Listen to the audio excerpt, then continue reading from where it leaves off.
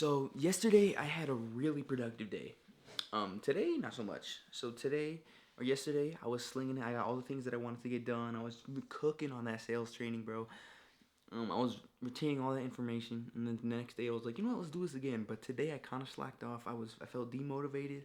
I felt just down, drowned, all on around. Ooh. All right, my bad.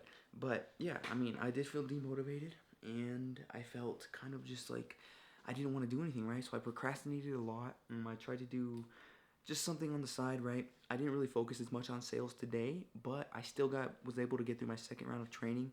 I have to do a total of 10 rounds to get certified and placed on the offer, so we'll see how that goes.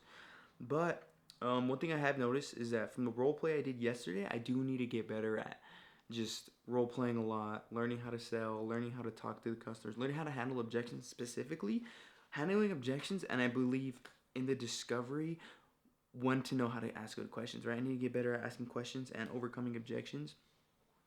And the thing about my offer is it's not a one call close, right? I believe it's going to have a longer sales cycle. So that's the only thing that I'm kind of feeling iffy about, right? I'll have to be a follow up unit, and I also have to be prospecting.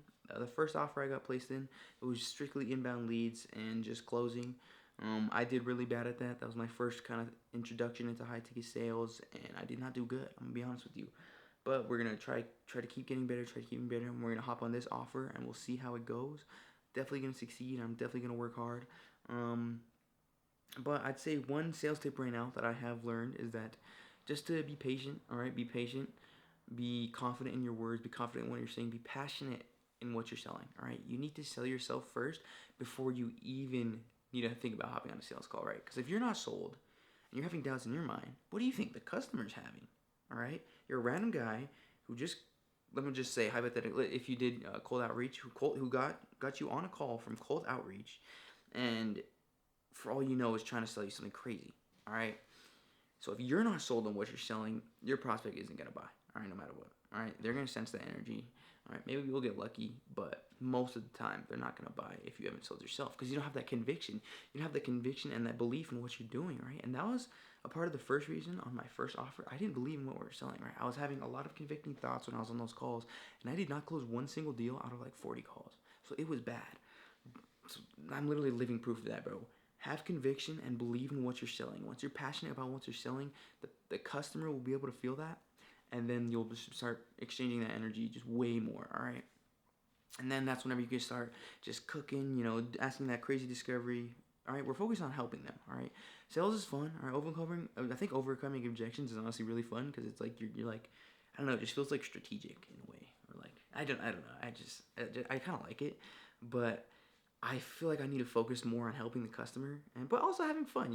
If I'm having fun on the calls and overcoming objections, then yeah, have fun on it and make sure you're trying to help them, right? Listen to their situation and see if it can genuinely help them. If what you're selling can't help their situation, then send them another direction, all right? You don't need that sale. You need to help them.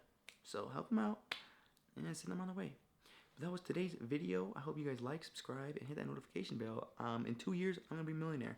So I hope you guys follow that journey. So